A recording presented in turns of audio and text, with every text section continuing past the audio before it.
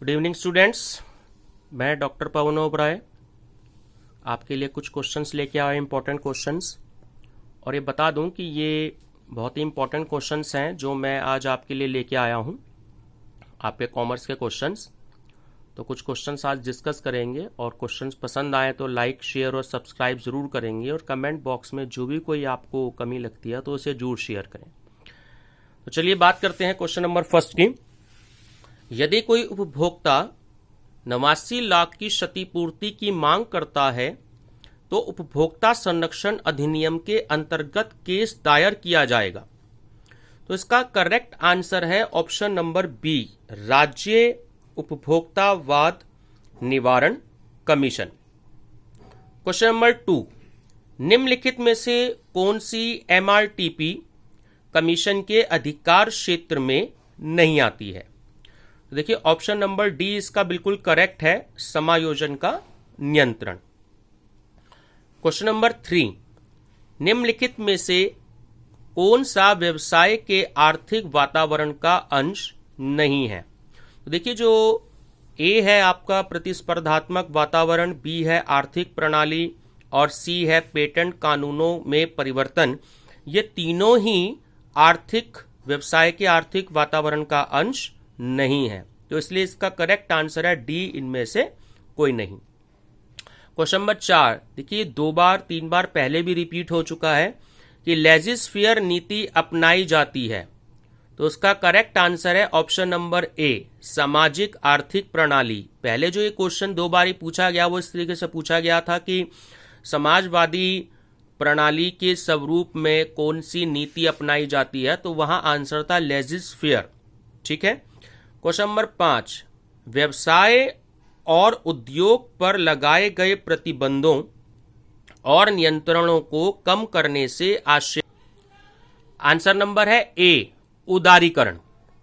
Question number 6, एक चर, English में वेरिएबल बोलते हैं, जैसे कि क्रिया जिसके द्वारा निर्धारित समय में लागत होती है, तो उसे क्या कहते हैं? देखिए उसका सही आंसर है ऑप्शन नंबर ए, लागत चालक, cost operator. Question number 7, budget की वह अवधारणा जिसमें सभी स्तरों को आधार से काम करना पड़ता है, उसे क्या कहते हैं? तो देखिए बजटिंग का क्वेश्चन भी एक क्वेश्चन कम से कम आपको जरूर आना है, मैनेजमेंट अकाउंटिंग का क्वेश्चन है। तो option number D, zero base budget, यानी कि शून्य आधारित बजट, इसका करेक्ट आंसर है। क्वेश्चन नंबर 8, विदेशी विनिमय दरों में परिवर्तन के प्रभाव से संबंधित लेखांकन प्रमाप है, तो अकाउंटिंग स्टैंडर्ड 11 इसका करेक्ट आंसर है। क्वेश्चन नंबर 9 बहुत इंपॉर्टेंट है कि भूमि हरासित होने वाली संपत्ति नहीं है, क्योंकि ऑप्शन नंबर 1 करेक्ट है, इसकी कीमत सदैव बढ़ती रहती है। क्वेश्चन नंबर 10, विक्रय का वह स्तर जिस पर 8% कर देने के बाद एक फर्म लाभ कमाती है, यदि इसकी फिक्स कॉस्ट 45,000 रुपये है, विक्रय मूल्य 50 रुपये प्रति इकाई और वेरिएबल कॉस्ट परिवर्तनशील लागत 30 रुपये प्रति इकाई है और इसकी कर की दर 20% है, तो इसका करेक्ट आंसर क्या होगा? तो इसका करेक्ट आंसर है स्टूडेंट 90,000। क्वेश्चन नंबर 11, विलासी वस्तुओं की मांग की लोच होती है। बहुत इंपॉर्टेंट क्वेश्चन है कि विलासी वस्तुओं की मांग की लोच होती है एक से अधिक, ऑप्शन नंबर बी करेक्ट है। क्वेश्चन नंबर 12, बिंदु जिस पर लाभ अधिकतम होता है वहां क्या होता है? Marginal revenue greater than marginal cost, option number C correct answer है। 13 बहुत इंपॉर्टेंट क्वेश्चन है कि उपभोक्ता बचत कंज्यूमर सरप्लस के सिद्धांत का सूत्रपात और विकास किसने किया था? तो इसका करेक्ट आंसर है option number B, J M. Keynes.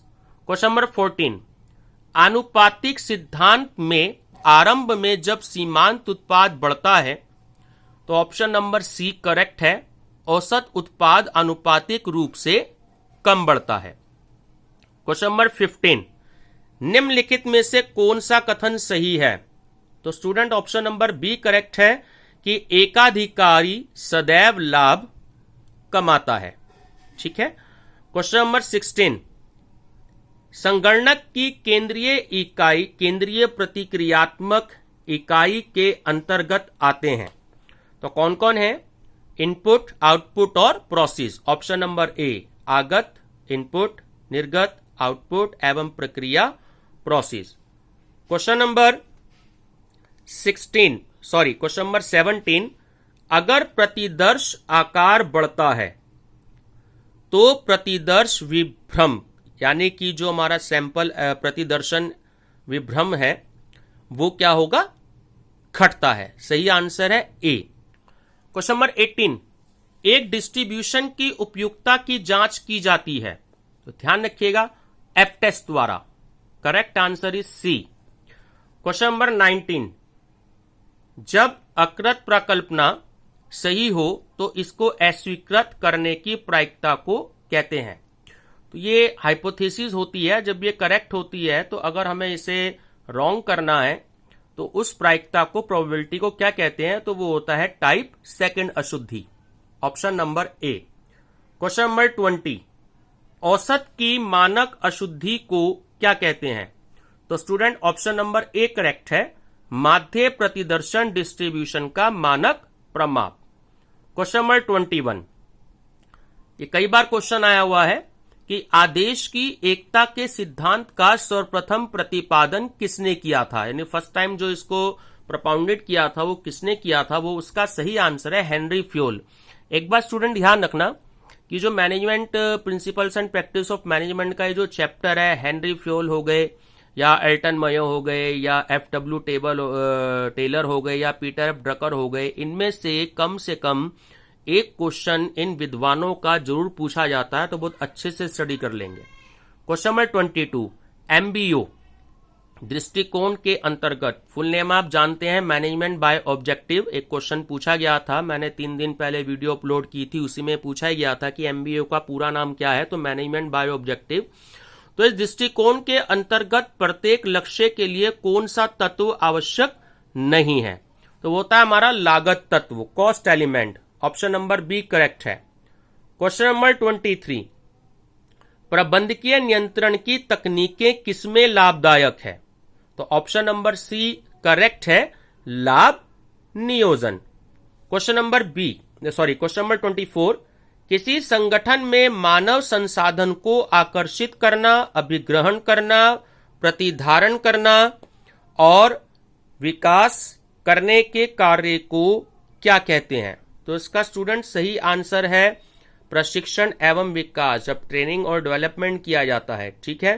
Question number 25, black मोटेन के प्रबंधकीय ग्रिड दृष्टिकोण के अनुसार एक उत्पादोन्मुखी लीडर वह होगा जो अपनाएगा। स्टूडेंट्स ये क्वेश्चन कई बार पूछा गया है एनटीए नेट में, यूजीसी नेट में। ध्यान रखना, ये आपको रटना है, याद रखना है कि 9.9 स्टाइल आएगा इसमें ब्लैक मोटेन में।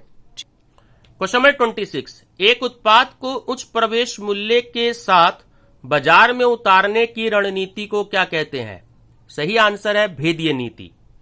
क्वेश्चन नंबर 27, जो 4 पीस हैं यानी कि जो 4 पीस हैं, ये आप सब लोग जानते हैं, पहले भी 2-3 मार्क क्वेश्चन आ चुका है कि 4 पीस की अवधारणा के रूप में जो मार्केटिंग मिक्स के जो तत्व थे, प्रोडक्ट, प्राइस, प्रमोशन और प्लेस, उसको सबसे पहले किसने बताया था? तो हम सब जानते हैं कि उसका आंसर है मैकार्थी। ऑप्शन नंबर सी। तो ईजे मैकार्थी इनका पूरा नाम है।